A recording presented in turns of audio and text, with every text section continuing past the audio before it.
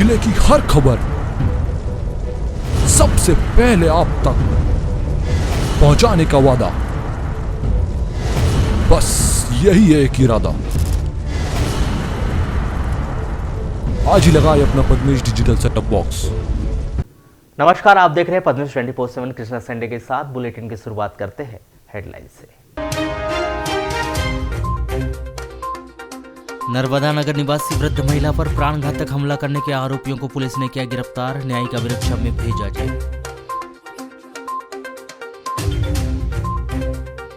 जिला मुख्यालय सहित कई क्षेत्रों में बदला मौसम का मिजाज, चमक के साथ हुई झमाझम बारिश।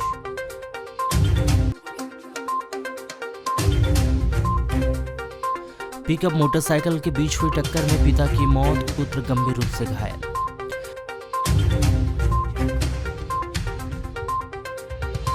छिंदवाड़ा विश्वविद्यालय में अटकी 2019 से हजारों छात्रों की मार्कशीट, प्रबंधन की खामोशी ने छात्रों की बढ़ाई परेशानी। बिजली की अनियमितता पर सख्त हुआ विभाग, 218 प्रकरण में 22 लाख का वसूला जुर्माना। महंगाई के दौर में वाराणसी क्षेत्र में उत्पादन की जाने वाली बारीक धान का कम हुआ दाम, धान के भविष्य पर दिख रहा संकट। जिले के परसवाड़ा थाना के अंतर्गत ठेमा रोड, भमोड़ी और पगारझोड़ी के बीच मोड़ में बारातियों से भरी पिकअप पलटने से 1.5 दर्जन से अधिक बाराती घायल हो गए। 8 फरवरी की रात्रि 8 बजे करीब यह सड़क दुर्घटना उस समय घटित हुई जब ग्राम बोदाल झोला से दुल्हन को लाने के लिए चौथिया की बारात पिकअप में ग्राम पोगार बैयर जा रही थी। सभी घायलों को परसवाड़ा के शासकीय अस्पताल में भर्ती किया गया है, जहां से अधिक चोट लगने से 9 घायल बारातियों को जिला अस्पताल बालाघाट रेफर किया गया है। प्राप्त जानकारी के अनुसार 8 फरवरी की रात्रि ग्राम बोदाल झोला से पिकअप में दुल्हन पक्ष के लोग पिकअप में चौथिया की बारात लेकर बोदाल झोला से पोगार झोड़ी जाने निकले थे। इस पिकअप में 2 दर्जन से अधिक बाराती शामिल थे। चौथिया के बारातियों से भरी पिकअप जब बोदाल झोला से पोगार जाने निकली थी, तभी परसवाड़ा से ठेमा रोड, ग्राम भीमोड़ी और पोगार झोड़ी के बीच गोलाई में बारातियों से भरी तेज रफ्तार पिकअप अनियंत्रित होकर पलट गई। इस दुर्घटना में 1.5 दर्जन से अधिक बाराती को चोटें आई हैं। 16 बारातियों को परसवाड़ा के अस्पताल में भर्ती किया गया था, जहां से बेहतर उपचार हेतु 9 बारातियों को जिला अस्पताल बालाघाट रेफर किया गया है। खैलांजी थाना क्षेत्र के अंतर्गत आने वाले ग्राम नोनसा में बीती रात 13वीं से लौट रहे एक युवक की 3 लोगों ने पिटाई कर दी। घायल युवक आलोक लिल्लारे 19 वर्ष ग्राम नोनसा निवासी को जिला अस्पताल बालाघाट में भर्ती किया गया है। प्राप्त जानकारी के अनुसार नोनसा में राजेश नकपुरे की मां का निधन होने पर 8 फरवरी की रात्रि में राजेश नकपुरे के घर में 13वीं का कार्यक्रम था। बताया गया कि राजेश नकपुरे के अन्य 3 भाई इस 13वीं के कार्यक्रम से नाराज थे और वे अपनी मां की 13वीं नहीं मनाना चाहते थे, किंतु राजेश नकपुरे अपनी मां की 13वीं के कार्यक्रम में खाने पर गांव वालों को आमंत्रित किया था। 8 फरवरी की रात्रि 8 बजे आलोक लिल्लारे राजेश नकपुरे के घर से अपने घर लौट रहा था, तभी रास्ते में राजेश नकपुरे के भाई लेखराम और उनके 3 लड़के ने आलोक को रास्ते में रोककर विवाद शुरू कर दिया और मारपीट कर दी। घायल आलोक को रात्रि में ही खैलांजी के अस्पताल में लाकर भर्ती किया गया, जहां से उसे जिला अस्पताल बालाघाट रेफर किया गया है। बालाघाट शहर के वारासुनी रोड पुलिस लाइन के पास स्थित जिला पंचायत के मुख्य कार्यपालन अधिकारी के निवास के सामने एक बेलगाम मारुति वैन एक छात्रा को ठोस मारकर पलट गई। 9 फरवरी की दोपहर को सड़क दुर्घटना में मारुति वैन की ठोकर से छात्रा घायल हो गई। वहीं इस घटना के बाद मारुति वैन में सवार चालक सहित 2 लोग फरार हो गए। घायल छात्रा नूपुर ब्रह्मे 17 वर्ष ग्राम बोरीखेड़ा थाना तिरोड़ी निवासी को जिला अस्पताल में भर्ती किया गया है। इस दुर्घटना में छात्रा नूपुर की बहन दिशा ब्रह्मे बाल बाल बच गई। प्राप्त जानकारी के अनुसार नूपुर रेंजर कॉलेज कॉलोनी में रहकर पीजी कॉलेज बालाघाट में बीएससी प्रथम वर्ष की पढ़ाई कर रही है। 9 फरवरी को 11 बजे नूपुर पीजी कॉलेज गई थी। 1:30 बजे करीब नूपुर अपनी बहन दिशा के साथ कॉलेज से पैदल अपने घर रेंजर कॉलेज कॉलोनी जा रही थी। Varanasi road police line gate के पास स्थित जिला पंचायत के मुख्य कार्यपालन अधिकारी के निवास के सामने पीछे से तेज रफ्तार से आ रही मारुति वैन ओमनी छात्रा नूपुर को ठोस मारकर अनियंत्रित होकर पलट गई। इस दुर्घटना में छात्रा नूपुर को कमर में चोट लगने से घायल हो गई। वहीं मारुति वैन सवार चालक सहित 2 लोग फरार हो गए। बताया गया है कि मारुति वैन में सवार चालक सहित 2 लोग शराब के नशे में थे, जिनके द्वारा लापरवाही पूर्वक तेज रफ्तार से मारुति वैन चलाने से यह सड़क दुर्घटना हुई है। इस सड़क दुर्घटना की सूचना मिलते ही कोतवाली पुलिस मौके पर पहुंची और घायल छात्रा नूपुर को 108 एम्बुलेंस से जिला अस्पताल लाया गया। कोतवाली पुलिस ने मारुति वैन को जब्त कर लिया है। जानकारी के मुताबिक दुर्घटना के बाद फरार मारुति वैन के चालक सहित 2 लोगों को पकड़ लिया गया है। मेरी भतीजियां हैं, दोनों कॉलेज से बीएससी कर रही हैं दोपहर में घर जा रही थी पैदल पैदल। रेंजर कॉलेज में हम लोग साथ में रहते हैं। तो पुलिस लाइन के सामने एक ओमिनी वाहन वाले चारों ने बहुत शराब पी हुई थी, उन्होंने पीछे से टक्कर मार दी। तो सर अभी ज्यादा चोटिल ऐसा कुछ? कमर में चोट लगी है। अब एक्सरे के बाद पता चलेगा क्या स्थिति है। दोनों छात्राओं को या एक को टक्कर लगी। अच्छा, क्या क्या नाम है छात्राओं के? जिसको चोट लगी है नुपुर ब्रह्म है, और साथ में जो थी दिशा ब्रह्म, बड़ी बहन है। ठीक, थैंक यू। लांजी तहसील के लांजी आमगांव मार्ग पर 9 फरवरी को दोपहर लगभग 3 बजे मोटरसाइकिल की पिकअप वाहन से आमने सामने की सीधी टक्कर होने से मोटरसाइकिल चालक 36 वर्षीय युवक की घटनास्थल पर ही मृत्यु हो गई। वहीं उसके साथ पीछे बैठा उसका 9 वर्षीय पुत्र गंभीर रूप से घायल हो गया। घटना के संबंध में बताया जा रहा है कि ग्राम कटंगी निवासी गजानन बड़गैया 36 वर्ष अपने 9 वर्षीय पुत्र आर्यन बड़गैया के साथ अपनी मोटरसाइकिल से लांजी से कटंगी जा रहे थे। दोनों कटंगी पहुंचे ही थे कि आमगांव की ओर से आ रहे पिकअप वाहन चालक जो कि डेकोरेशन का सामान लेकर आ रहा था, जिससे वह गजानन बड़गैया की मोटरसाइकिल से टकरा गया, जिसमें गजानन बड़गैया की मौका स्थल पर ही मृत्यु हो गई तथा गजानन के पुत्र आर्यन जो कि टक्कर लगते ही दूर जा गिरा, उसके पैर व हाथ में गंभीर चोटें आई है। घटना की सूचना स्थानीय लोगों के द्वारा 108 एम्बुलेंस 100 डायल एवं पुलिस थाना लांजी को दी गई। पुलिस के द्वारा आरोपी वाहन को अपने अभिरक्षा में लेकर आगे की जांच की जा रही है। कोतवाली पुलिस ने नगर के वार्ड नंबर 32 नर्मदा नगर में घर में घुसकर एक वृद्धा के साथ मारपीट करने के मामले में एक नाबालिग सहित 3 आरोपियों को गिरफ्तार कर लिया है।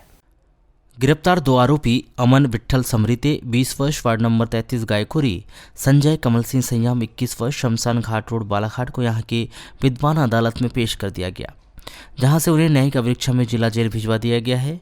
एक अन्य नाबालिग युवक को यहां की बाल न्यायालय में पेश किया गया। आखिर इन युवकों ने इस 65 वर्षीय वृद्धा ललिता मिश्रा के साथ घर में घुसकर किस उद्देश्य को लेकर मारपीट की थी, यह अभी स्पष्ट नहीं हो पाया है। प्राप्त जानकारी के अनुसार 8 फरवरी को 11:30 बजे करीब बालाघाट नगर के वार्ड नंबर 32 नर्मदा नगर में जब 65 वर्षीय वृद्धा ललिता मिश्रा अपने घर में अकेली थी, तब 3 अज्ञात युवक किराए का कमरा देखने के लिए ललिता मिश्रा के घर गए थे और ललिता मिश्रा के द्वारा उन्हें कमरा दिखाने के लिए जब ऊपर ले जाया गया था, तभी 3 युवकों ने एक राय होकर ललिता मिश्रा को नकली बंदूक से डरा धमका कर और उसे बंदूक की बटा और हाथ बुक्कों से मारपीट कर जान से मारने की धमकी देकर फरार हो गए थे। इस वारदात में ललिता मिश्रा घायल हो गई थी, जिसे जिला अस्पताल में भर्ती किया गया था। इस मामले में कोतवाली पुलिस ने 3 अज्ञात आरोपियों के विरुद्ध धारा 452, 323, 506, 34 भारतीय दंड विधान के तहत अपराध दर्ज कर विवेचना शुरू की थी और टीम गठित कर ललिता मिश्रा के द्वारा बताए गए हुलिये के आधार पर अज्ञात आरोपी की तलाश पतासाजी प्रारंभ की गई। मुखबिर की सूचना के आधार पर 2 युवक अमन समरीते और संजय संयाम को पकड़कर पूछताछ की गई, जिन्होंने एक नाबालिग युवक के साथ उक्त घटना को अंजाम देना बताया और उन्होंने अपना जुर्म स्वीकार किया। 9 फरवरी को तीनों आरोपी को गिरफ्तार किया गया, जिनमें 2 आरोपी अमन समरीते और संजय संयाम को यहाँ की विद्वान अदालत में पेश किया गया, जहाँ से उन्हें न्यायिक अभिरक्षा में जिला जेल भिजवा दिया गया है। वहीं अन्य नाबालिग युवक को यहाँ की बाल न्यायालय में पेश किया गया। बिजली वितरण कंपनी के द्वारा उपभोक्ताओं के द्वारा की जा रही अनियमितता पर बेहद ही सख्ती बरती जा रही है। नतीजा 6 महीने के भीतर 218 अनियमितताओं के केस दर्ज कर 22 लाख रुपए का जुर्माना वसूला गया है। कनिष्ठ शहर अभियंता संदीप सहारे ने बताया कि घरेलू उपभोक्ताओं के द्वारा व्यावसायिक बिजली का उपयोग करना, बिजली की चोरी करना सहित अन्य मामलों में की जा रही अनियमितताओं पर लगातार बिजली वितरण कंपनी के द्वारा सख्ती बढ़ाई जा रही है। इसी माह में शुरुआत में 10 दिनों में 28 प्रकरण दर्ज किए जा चुके हैं। बीते 6 महीनों के दौरान 218 केस दर्ज किए गए, जिन पर अनियमितता बरतने पर जुर्माने की कार्रवाई भी की गई।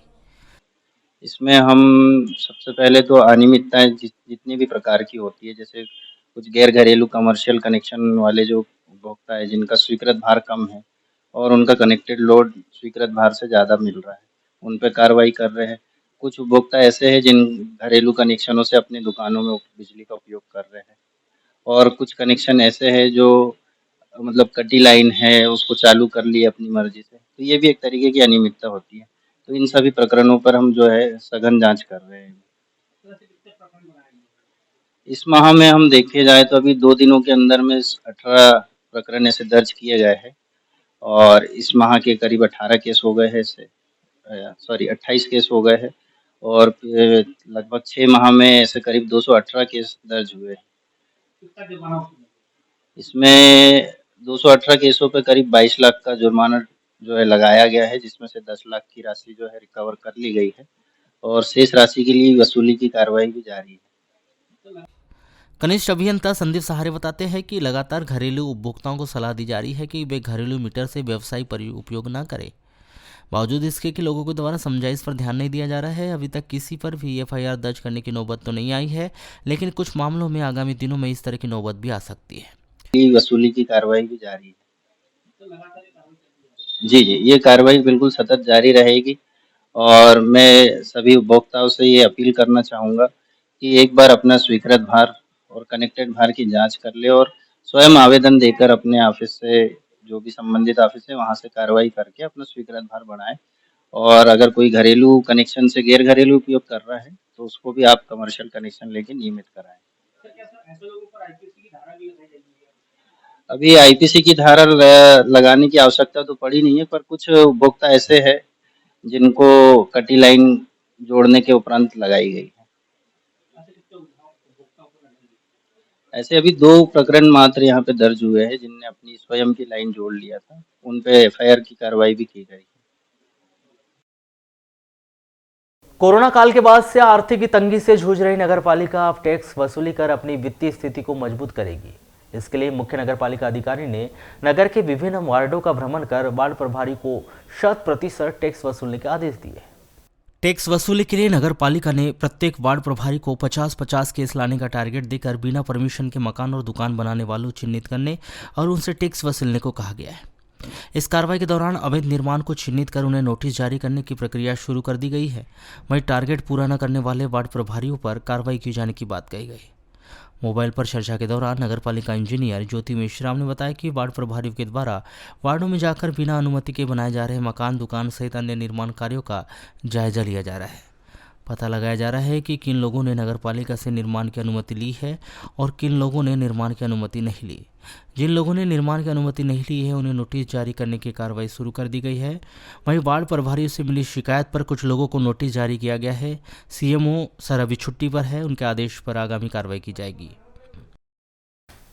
जिला मुख्यालय से 9 किलोमीटर दूर बैयर रोड पर स्थित मानेगांव प्राथमिक स्कूल की वर्षों पुरानी बिल्डिंग पूरी तरह से जर्जर हो चुकी है। हालात इतने अधिक खराब है कि क्लास से छात्रों को आसमान दिखाई देता है। बारिश में टपकती छत की वजह से अतिरिक्त कक्ष एक कमरे में 5 कक्षाएं संचालित की जाती है। अधिक बारिश होने पर छुट्टी तक करने की नौबत आ जाती है।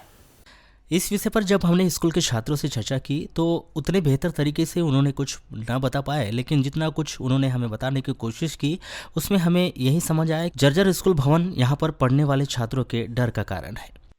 जी लगता है जी कुछ आ जाएगा यहाँ से, इसलिए जी जी जी नहीं लगता जी, जब लगता है जी दूसरी कक्षा में चल जाते हैं जी, नहीं जी।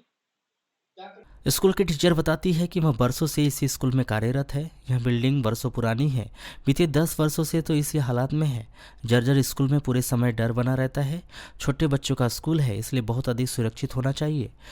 बारिश में छत भी बहती है, जिस कारण बहुत अधिक परेशानी होती है। सर ये बरसात के दिनों में दिक्कत हो जाती है। जब पानी गिरता है तो फिर बैठने की व्यवस्था नहीं हो पाती, तो फिर एक साथ बच्चों को बिठा लो तो फिर दिक्कत होती है पढ़ाई में। हाँ, डर भी लगता है थोड़ा। हाँ, ये मिट्टी वगैरह जो अभी दिख रही है यहाँ पर, ये गिरते रहती है तो थोड़ी सी दिक्कत होती है। सर बच्चों के लिए बैठने के लिए व्यवस्था चाहिए। ये तो हमसे पहले ही बनी हुई है, 50 साल से के ऊपर की हो गई है बिल्डिंग, लेकिन 10 साल से हम इसी कंडीशन में देख रहे हैं। 10 साल से पहले से अभी तो पूरी छत टूट गई है। बारिश में तो हम बच्चों को बैठा ही नहीं सकते इस जगह में, और हम एक ही अतिरिक्त कक्ष में पूरे 5 क्लास को बिठाते हैं। और ऐसे कभी कभी ऐसी कंडीशन आती है कि पानी बहुत गिरता है तो हम बच्चों को छोड़ भी देते हैं, ऐसा भी होता है। नहीं, हमने वहाँ जिला पंचायत में दे दिए हैं, सरपंच को भी दे दिया गया है आवेदन। हाँ, अब अभी पता चला है कि सैंक्शन हो गई है, बिल्डिंग बनने का ऑर्डर आ गया है करके।